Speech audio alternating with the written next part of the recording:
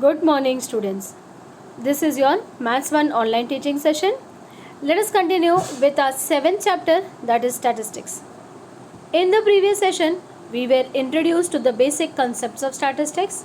Let us quickly revise that. We have learned about data, types of data, and the definition of statistics. Now, coming to data, the word data means a set of given facts in the numerical figures. Now, when we are collecting some information, for example, say height of students of our class, for a definite purpose, we are collecting it. Such information which is collected for a definite purpose is called as data. Then there are two types of data that we have learned. One is primary data and the other is secondary data. Okay. Then coming to definition of statistics, it is a science which deals with collection, presentation, analysis, and interpretation of numerical data. So all these three important concepts we have already learned. Let us continue further. Now before we move on to the new topic, let us quickly understand what we have already learned in the previous standard. We have learned about frequency distribution table. In that also, you have learned that it is basically classified into two types, that is ungrouped and group frequency table. Then what is the new thing that we will be learning in this session? We will be learning that grouped frequency distribution table is of two types, wherein we are considering inclusive method and exclusive method. Inclusive method means discrete classes and exclusive method means continuous classes. All this I will explain in detail with help of examples. So these are the two new terms or concepts which we will be learning in this session. Okay? Yes. Now let us have a quick look at what we have learned as ungrouped frequency table. Okay? Let us revise it with the help of this example. Marks obtained by 20 students in mathematics paper out of 25 are as follows. Prepare an ungrouped frequency table. Now marks are given of how many students? 20 students, right? These are the marks 12, 17, 23 and so on. Question asks is to prepare ungrouped frequency table. Now this you have already learned. I hope you remember ungrouped frequency table. What are the columns that are required? The first thing is, in this question they are dealing with marks. So the first column will be marks, then comes tally marks and then frequency. Now what are all this? Frequency means how many times the particular number is been repeated. Now have a look at this given information. 12 is the least number while 25 is the largest number, correct? So my table will include numbers from 12. Now 13 is not there, so we need not write that. Even 14 is not there. Then 15, then 17, 19, 21, 23 and 25. So this is my first column, that is marks obtained. Then comes, I will first explain this, frequency. Now frequency means what? Frequency means how many times that particular number is being repeated. Now let's see the first number, that is 12. 12 as you can see here is only one time, so we will write frequency as 1, and tally marks is the vertical representation of the frequency. Now 4 vertical lines, and if suppose frequency is 5 or more than 5, then we will have a group of 5 together. 4 vertical lines, fifth one will always be a slanting line. So this is one group. Similarly, suppose frequency is 7, then the next group will have 2 vertical lines. Okay, so this way we used to represent tally marks. Then comes 15. 15 is repeated how many times? 1, and one more time here 2, correct? So frequency of 15 is 2. Like this you will prepare the table. This table which is prepared by individually considering the numbers is called as ungrouped frequency table. We are not grouping anything, it is ungrouped frequency table. You can cross check it by taking the total of frequency. It should match with the total number of students. See, 1 plus 2 is 3, 3 plus 3 is 6, 6 plus 5 is 11, 11 plus 3 14, 14 plus 3 is 17, and again 17 plus 3 is 20. Okay, so like this you can check it. This is what we have already done, so not wasting much of time on this. It is called as ungrouped frequency table. Now suppose instead of writing so many numbers 12, 15, 17, 19, 21, 25, I try to take these numbers in group. Suppose my first group is of numbers from 12 to 15, say. Okay, the next group is from 15 to 20, and the next group is from 20 to 25. Like this, what I am doing, I am grouping these numbers together. So such grouping is called as class. Yes, these are called as class intervals. When you group numbers together like this, it is called as class intervals. Now in this class intervals, I can see 10 and 15. There are two numbers written like this. One is a smaller number and one is a greater number. Yes. So in this comes two new concepts, that is lower limit. Yes, lower limit and upper limit. Now what are these? The number written to the left hand side, that is 10, is called as the lower limit. The number written to the right hand side, or the greater number, that is 15, is called as the upper limit. Now these two new things you have to learn when you are preparing group frequency table. Now let's see what are the new terms which we will come across when we are preparing group frequency table. We will come across class. I have already explained you. When the observations are divided into suitable groups, each of the groups is called as class. Then comes class limit. Each class is bounded by two figures which are called as class limits. As I have told you, lower limit and upper limit. I have given you an example, 6 to 10. The figure on the left side, which is that the lower number 6, is called as the lower limit, while the figure on the right side, that is the greater number, that is 10 here, is called as the upper limit. Thus 6 is the lower limit and 10 is the upper limit. So this is one new concept that we have learned just now, that class means what? When the observations are divided into different groups, each of the groups is called as class. Then what is class limit? It is having two types, upper limit and lower limit. The lower number or the least number is called as a lower limit, and the number written to the right side, the greater number, is called as a upper limit. Okay, frequency I have already told you. The total number of observations into each class is called as frequency. How many times that particular number is being repeated is called as frequency. So these are the three new important terms that we have learned just now. Let us move to the first type. I told you now we will be learning group frequency table, that is of two types, inclusive method and exclusive method. Let's understand this. Inclusive method, it is also called as discrete classes. Now so many observations are given, in fact 50 numbers are given here. How to prepare a group frequency table of inclusive type? Now as the word itself is telling you inclusive, it means that when you make classes, see I have made classes here. When you make classes, you include the upper limit also as well as the lower limit. See my first class 6 to 10. Yes, my next class is not starting with 10, it is starting with 11 to 15. In this, see 6 is there, 7, 8, 9 and 10. My next class will start from the next number, that is 11. Again 5 numbers will be included, 11, 12, 13, 14 and 15. Then 16 to 20. I hope you are understanding what is the meaning of inclusive method.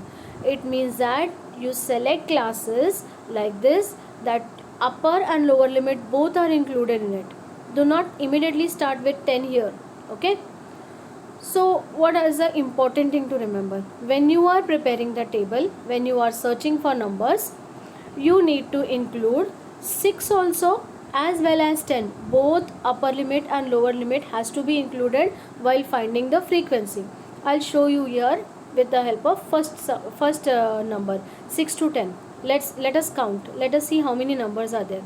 Now this has been arranged in descending order to make it easy. Okay, see 6, 7, 1, 2, 3, 4, 5, 6, 7, 8, 9 and 10. I am not going to include 11 because 11 is here. So how many numbers are there? 10. This is a frequency. I hope you are understanding. Inclusive method means include 6 also and 10 also. Both the numbers and the numbers in between them. Okay. When I come to the next class, 11 to 15. Right.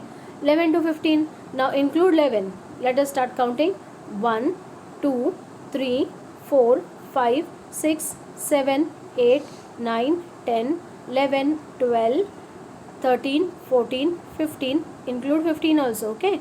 16, 17, 18, 19 and 20. So frequency is 20. Okay, and when you take the last number, that is 16 to 20, again you include 16 also. Yes, 16 also as well as 20 also. When you count all these numbers, it is again 20. So this is a way to prepare inclusive method, that is discrete classes. How to prepare it? The frequency table, you have to include the lower limit as well as the upper limit. Okay, so like this the frequency table can be prepared.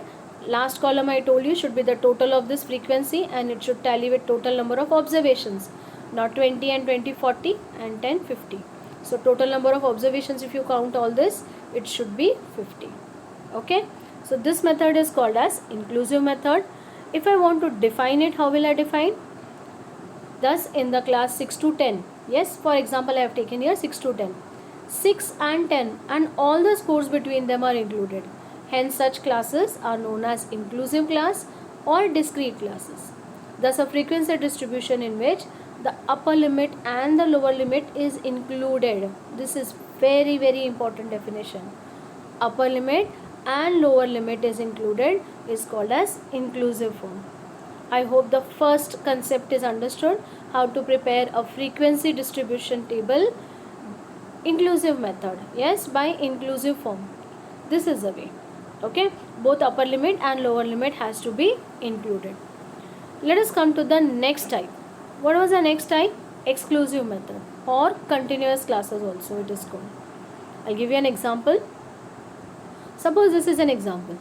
Okay, now as what we have learned in the previous slide, that inclusive method, if I try to prepare the table, I'll prepare it like this. Just see, 6 to 10, yes, 6 to 10. My next class will start from 11 to 15, 16 to 20. Now when I start searching for the numbers, what problem arises? Just see, 6 is here, okay, then 10 is there, yes, okay, so only 2. Where should I include this 10.5? This class is only till 10 and this class starts from 11. 10.5 is not included anywhere in this classes. I hope you are understanding it. So 2. Then again if I start with 11, 11 will be there. Then till where? 15. 11, then 12, then 13. Again this problem of 15.5 arises. It is neither here nor here. 11 to 15 is not having 15.5. Neither 16 to 20 is having 15.5.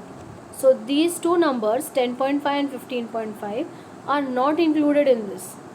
Okay, so this method seems to be incorrect for this particular type of observations.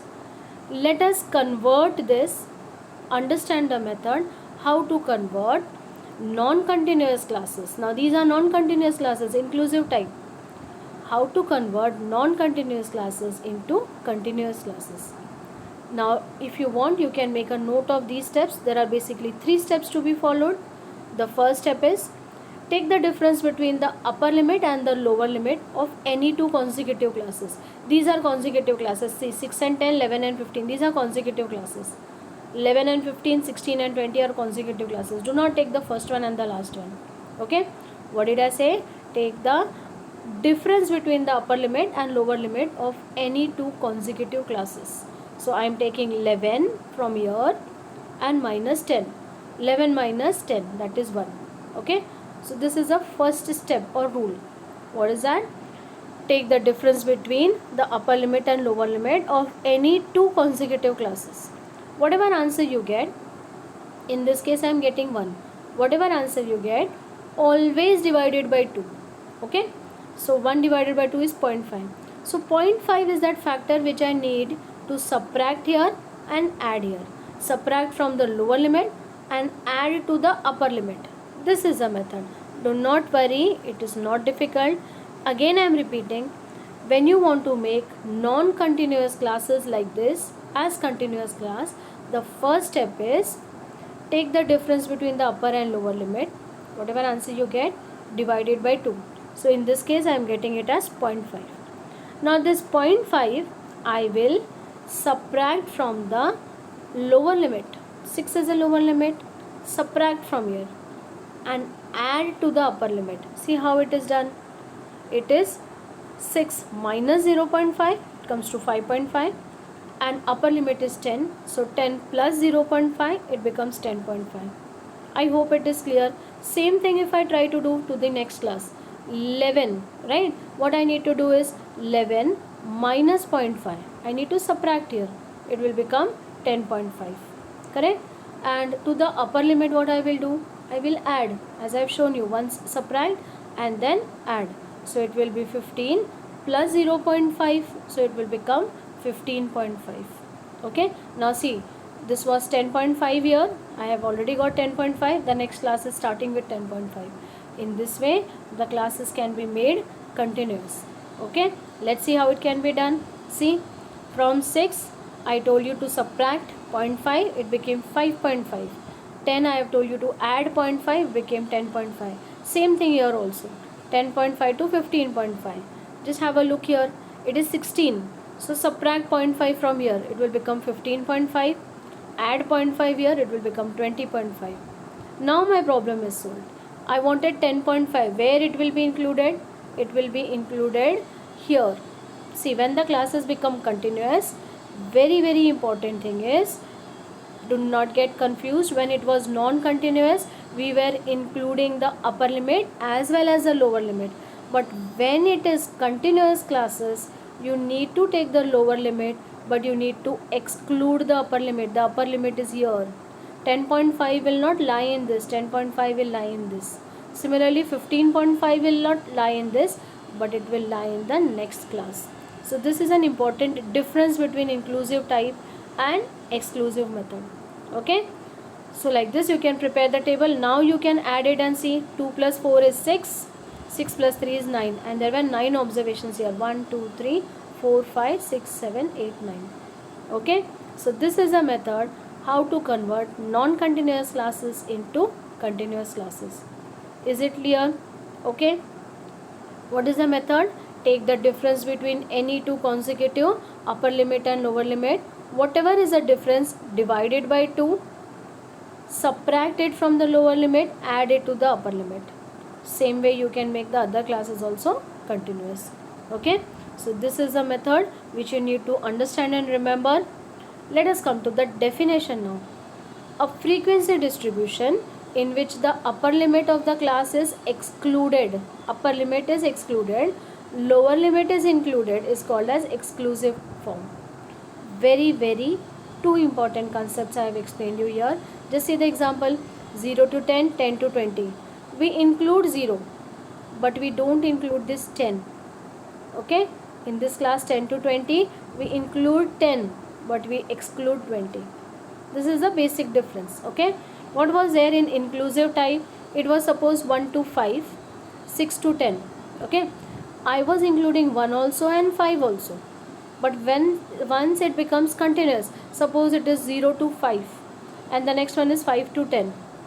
Okay? In exclusive type, what will happen? You will include the, see here it is written, include the lower limit. So 0 is included, but exclude the upper limit. 5 is not included. Where is it? It is here. Okay? Basic difference between both of them. I hope you are understanding. Yes, what is inclusive type and what is exclusive type. This is the definition. Please make a note of this. In today's session, I am not going to solve any sum. I have just explained you this two very important concepts of inclusive method and exclusive method. Make a note of it. It is not only useful in 9 but also very useful in 10th standard.